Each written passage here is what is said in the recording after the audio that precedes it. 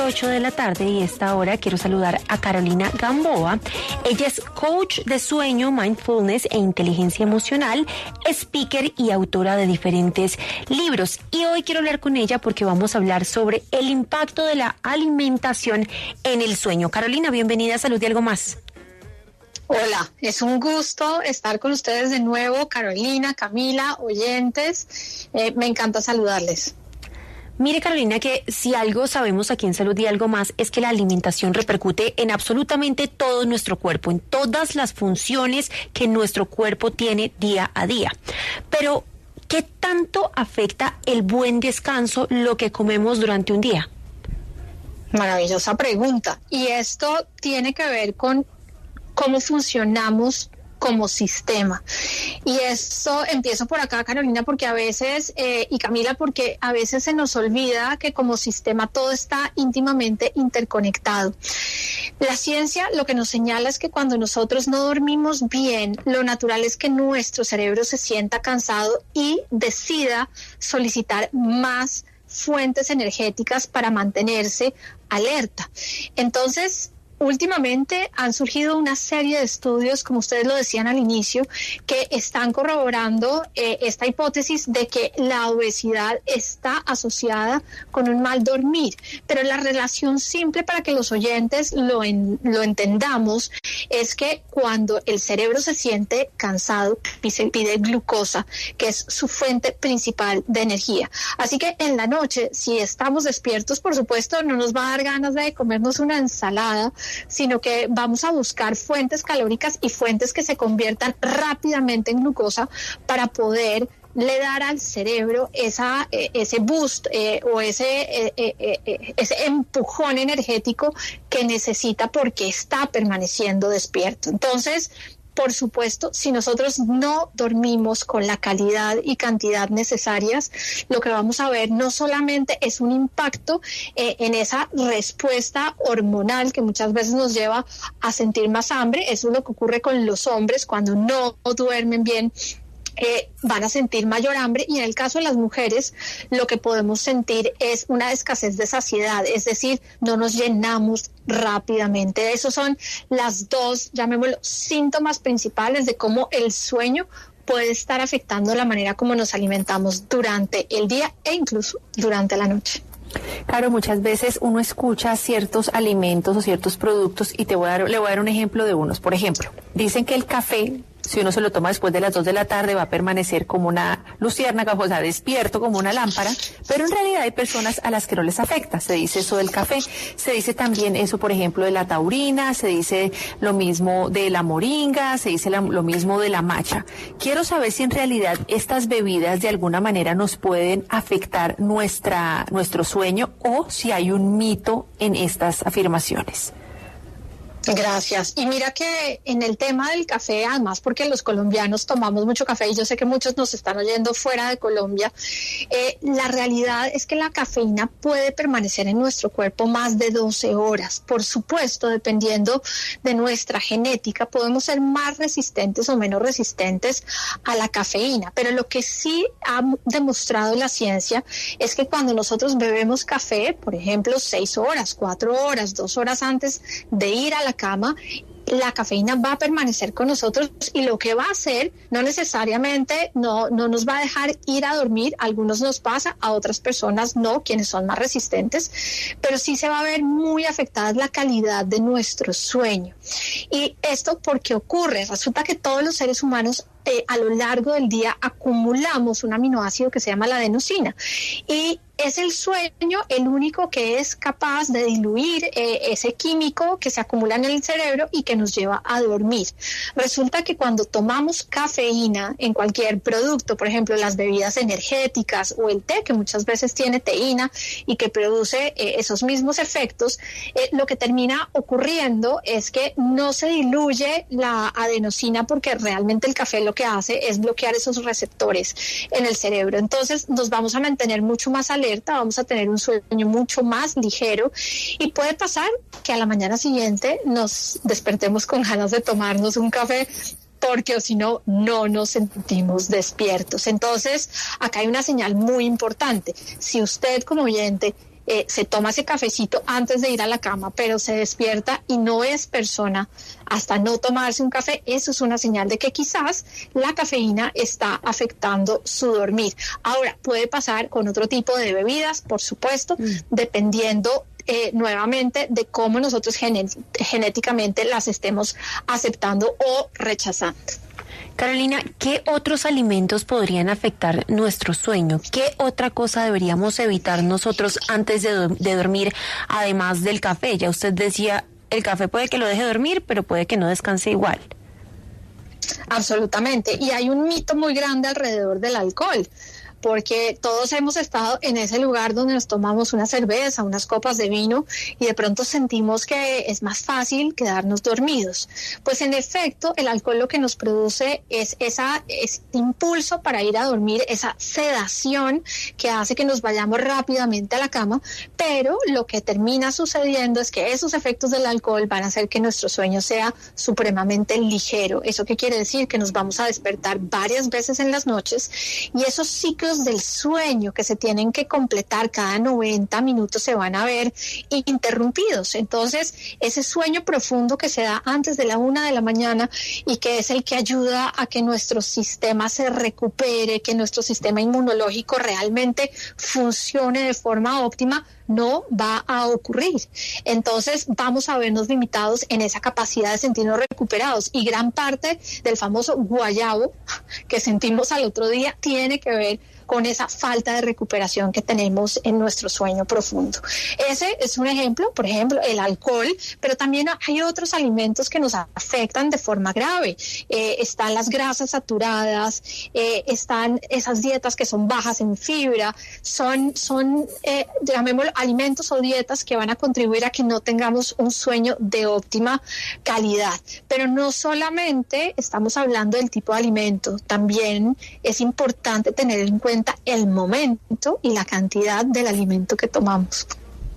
Y sobre todo que es que yo creo que, bueno, lo que yo he visto por lo menos en mis pacientes, Caro, es que estas personas que comen dieta cetogénica, es decir, que es una dieta baja en carbohidrato, viven muy atentos, como muy alertos, muy alerta. El cuerpo está asustado todo el tiempo o está como en sistema de alerta y precisamente no pueden conciliar el sueño. Pero pasa lo mismo con aquellos que consumen entonces ya demasiado carbohidrato. Vamos a dar un ejemplo, que yo a las 9 de la noche sienta ganas de comerme una hamburguesa o una pizza o consuma tanto carbohidrato que en la noche también me resulte una pesadez. Entonces, ¿cómo saber en qué momento parar y cómo saber cuál es la porción de noche? ¿Cuál sería la cena ideal?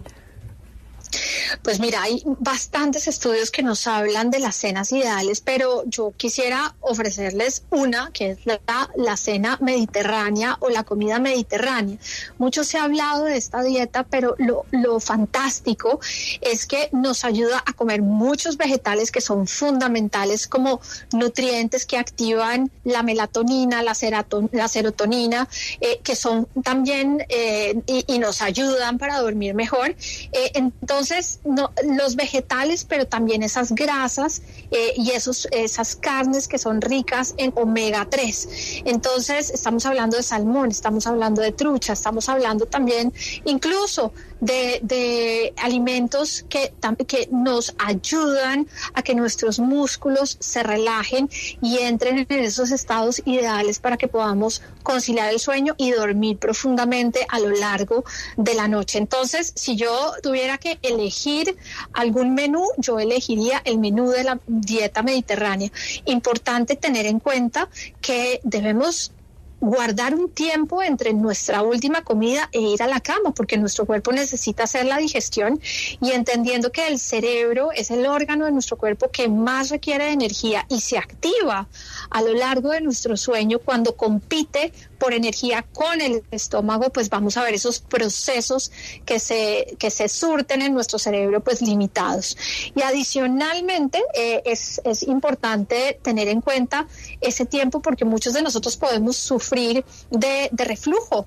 Entonces, si nosotros comemos muy encima de la hora que vamos a ir a la cama, por supuesto, nuestro sueño se puede ver interrumpido por estados o situaciones de reflujo gástrico que, por supuesto, pues son absolutamente incómodas y nos van a llevar a levantarnos. Mire, Carolina, nos pregunta un oyente, quisiera saber si la última comida puede afectar y producir tener sueños que no dejan descansar, de esos que al despertar hacen sentir cansada la mente y también la incomodidad durmiendo y demás.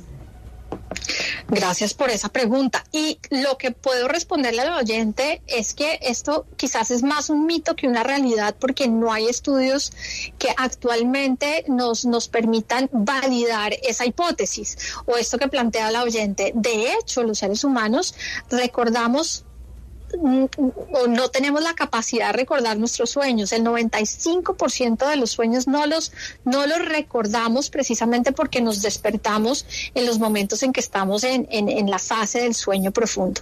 Entonces, hay alimentos que quizás lo que hacen es que nos hacen levantarnos más a menudo durante la noche, bien sea porque nos han caído pesados, porque nos están generando reflujo gástrico. Entonces esos despertares continuos van a ayudar a que si estamos en la fase de sueños, que es la fase REM, recordemos mucho más los sueños y tengamos esos sueños recurrentes, precisamente porque ese alimento que hemos tomado nos está llevando a levantarnos varias veces durante la noche. Carolina, otra cosa que yo quiero aprovechar a preguntarle sobre el sueño y es la importancia de dejar al cuerpo ser el cuerpo. Yo ahorita lo decía y la gente dirá, pues obviamente el cuerpo es el cuerpo, ¿no? Pero yo comentaba que también el cuerpo necesita horas para descansar porque como estamos todo el día comiendo, en movimiento y lo mantenemos tan activo, pues el cuerpo dice un segundito, deme las horas de reparación. Yo quisiera que nos contara un poco cómo funcionan los órganos a la hora de estar durmiendo los seres humanos. Pues muy bien, hay varias cosas que ocurren a lo largo de la noche y como todos sabemos, nuestro cuerpo ha evolucionado para sincronizarse con las horas de luz y con las horas de oscuridad. ¿Qué es lo que sucede? Durante la noche nosotros podemos hacer la digestión, pero la digestión va a ser mucho más lenta. ¿Y por qué es más lenta? Porque los músculos se relajan. La ciencia nos señala que en las primeras horas de sueño, es decir, antes de las 12 o 1 de la mañana, dependiendo de la hora que nos acostemos a dormir, una de las cosas que ocurre es que entramos en esas fases de sueño profundo, y para que el sueño profundo ocurra, los músculos se tienen que relajar completamente, y esa relajación hace que particularmente el estómago funcione mucho más lento y por eso hay una más alta probabilidad de tener ese reflujo gástrico. Nuestro corazón se empieza a latir mucho más despacio. De hecho, es en el sueño profundo donde nuestro corazón late llamémoslo, en unos ritmos pues muy por debajo de los que estamos acostumbrados cuando estamos despiertos. Y por supuesto nuestra respiración se hace muy profunda y muy larga y nos podemos dar cuenta. Yo recientemente viajé, atravesé varias zonas horarias y por supuesto estuve un poco insomne las primeras noches, y una de las cosas que me daba cuenta fue esos periodos en los que dormía mi esposo y podía escuchar cuando su respiración era profunda, cuando estaba soñando, cuando se movía. De hecho, hice un estudio muy interesante sobre el sueño, pero los órganos están adaptados precisamente para que durante las horas de la noche, mientras hay oscuridad, nuestro cuerpo pueda llevar a cabo ciertos procesos que son fundamentales, no solamente para nuestro sistema inmunológico, para la regeneración celular, sino también para nuestro cerebro. Carolina, yo quería volver al tema de la alimentación, porque mucho se habla, ya nos ha dicho usted cuáles son esos alimentos problemáticos para conciliar o para poder dormir bien. Pero muchas veces pasa que está uno en la oficina cansadísimo, pero llega a la casa y no logra conciliar el sueño. ¿Hay algún alimento que nos pueda ayudar a nosotros conciliar el sueño? Se dice, y he leído yo, que la manzana verde, pero vaya a saber uno si es mito o realidad. Pues hay varios alimentos y acá hay una cantidad de, llamémoslo, de historias de las abuelas que aplican a esta pregunta. Y la primera de ellas tiene que ver con la leche. Nosotros en Colombia somos grandes consumidores de leche, y la leche tibia en la noche puede ser un buen alimento a la hora de poder conciliar el sueño. Y es porque la leche activa la producción natural de ciertas hormonas que son necesarias para poder conciliar el sueño. Estamos hablando de la melatonina, estamos hablando de la serotonina. Entonces, que lo tengamos a la mano, que lo podamos comprar en la tienda, por supuesto, la leche puede contribuir de una forma importante. La ciencia también nos habla del kiwi, y el kiwi se ha vuelto muy popular en muchos supermercados. A veces lo conseguimos, a veces no, a veces está costoso, a veces no, pero lo cierto es que hay un estudio que señala, y que fue realizado con un grupo donde los pusieron a comer kiwi, 2 kiwis todas las noches, y encontraron que a las personas se les facilitaba mucho más conciliar el sueño que cuando no comían kiwi. Sin embargo, se necesitan muchos más estudios para poderlo comprobar. El banano, por ejemplo, también nos puede generar esa facilidad de conciliar el sueño. Las nueces es otro alimento que podríamos consumir, particularmente las almendras nos pueden ayudar a llegar a ese momento de ir a la cama con más intención. Y la intención, ¿cómo la sentimos? Con ese impulso de ir a dormir. Pero hay que tener en cuenta que si nosotros no le hacemos caso a ese impulso de ir a la cama, se nos va a pasar.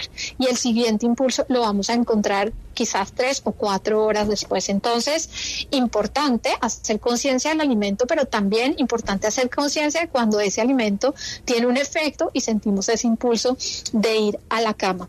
Hay otros productos como, por ejemplo, las cerezas ácidas y el jugo de cereza ácida, y estamos hablando de esos árboles de cereza que a veces son comunes en Bogotá, que uno mueve el árbol y caen las cerecitas y que saben un poco ácido al paladar. Esas también son recomendables a la hora de hablar de alimentos que puedan ayudar a que podamos conciliar el sueño. Y por supuesto, todos los alimentos que sean ricos en magnesio y que ayuden a que nuestros músculos se relajen completamente cuando estamos en este momento de ir a dormir y durante el sueño, porque con estos niveles de estrés, estos niveles de ir a la carrera, pues es muy difícil relajarnos por completo. Entonces hay alimentos que también pueden contribuir a ayudar a que nuestros músculos se relajen y por lo tanto tengamos un sueño de mejor calidad. En el sueño, Carolina, ahí está Dora, que tiene una pregunta para usted. Dora, adelante. Doctora, buenas tardes. Buenas tardes. Hola, buenas tardes. Doctora, lo que pasa es que yo, a mí me han explicado que uno, a partir de las 10 de la noche, el cerebro le segrega, no sé si es una vitamina o una hormona, pero que tiene que estar acostado a partir de las 10 de la noche y que eso influye en el sueño. ¿Eso es cierto?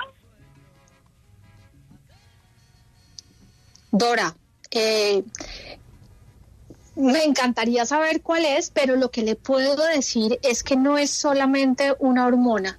Lo que termina sucediendo a partir del momento en que vamos a la cama a dormir es que se empiezan a activar una serie de procesos internos que lo que van a hacer... Hola. Estoy de regreso. Dora, quería responder a la pregunta y en este caso lo que le quiero ofrecer, Dora, es que de hecho no solamente se activa la producción de una hormona, sino de varias. Lo que sucede es que en las horas de la noche sobre todo se activa la producción de melatonina, y la melatonina es la que nos lleva a ese impulso de irnos a dormir. La melatonina no asegura que durmamos bien, pero sí nos genera lo que llaman los expertos esa presión del sueño que hace que nos vayamos a la cama y efectivamente conciliemos el sueño. Pero aparte de la melatonina hay otra serie de procesos que se activan naturalmente durante la noche y que solamente se activan mientras estamos dormidos. Caro, otra pregunta que también quiero aprovechar a hacerle, ya que la tenemos aquí, y como usted es experta en respiración y también hace meditación y hace ese tipo de ejercicios, quisiera antes de terminar la entrevista que nos dé un clásico ejemplo de cómo respirando podemos conciliar el sueño, porque yo sé que es posible. Claro que sí, y aquí yo lo que les quiero proponer es que hay una diferencia muy grande entre respirar y respirar de forma intencional.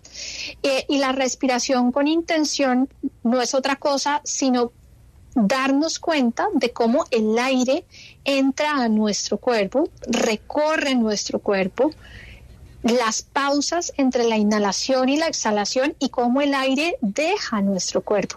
Entonces, la respiración en la noche debe ser intencional. porque de lo contrario incluso nos podemos sentir algo angustiados de estaré respirando bien, no estaré respirando bien. Aquí el propósito es simplemente hacer ese recorrido consciente de cómo el aire va tocando cada parte de nuestro cuerpo, tanto externa como interna, y llevar un conteo de la respiración. Entonces, si por ejemplo nos despertamos en la noche y estamos acostumbrados a ponernos a pensar, quizás hacer unas 10 respiraciones conscientes pueden ayudarnos a recuperar ese sueño de tal manera que la mente no se active y por lo tanto terminemos trabajando o resolviendo los problemas del mundo mientras estamos en la cama. Entonces, es una respiración que es profunda, la tomamos por la nariz. Podemos contar hasta 6, hasta 7 mientras inhalamos, luego hacemos esa pausa reteniendo el aire unos segundos y luego exhalamos largo, intentando que la exhalación sea más larga que la inhalación. Y luego nos damos cuenta de ese paso entre la exhalación y la nueva inhalación.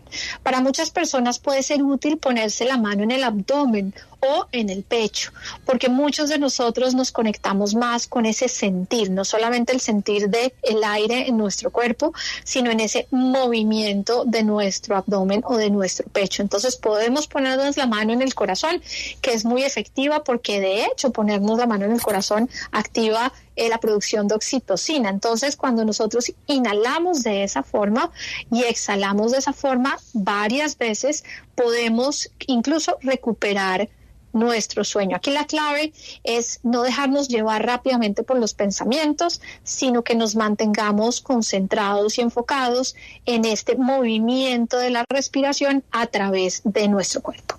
Carolina, rápidamente, ¿sirve esto también en el caso en que yo tenga algún estrés o algún problema y que en ese momento esté muy agobiada?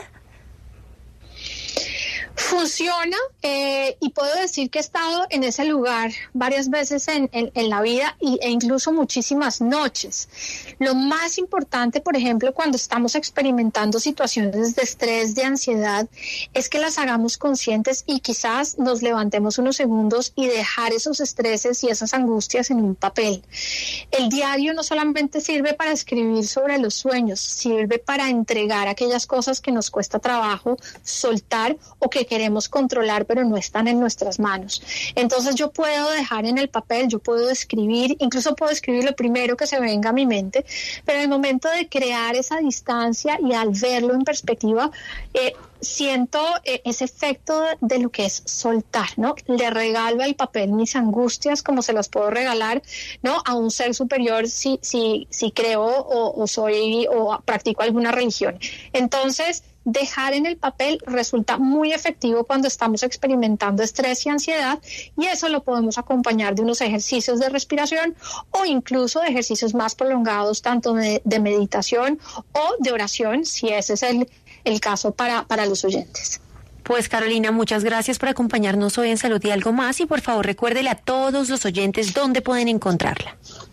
Por supuesto que sí, muchas gracias. Me pueden encontrar en Instagram como Pausa Presente, solamente tienen que escribirlo, @Pausa Presente, y ahí también pueden conectarse conmigo directamente, y en TikTok me pueden encontrar como una mamá preocupada. Ahí me pueden conseguir.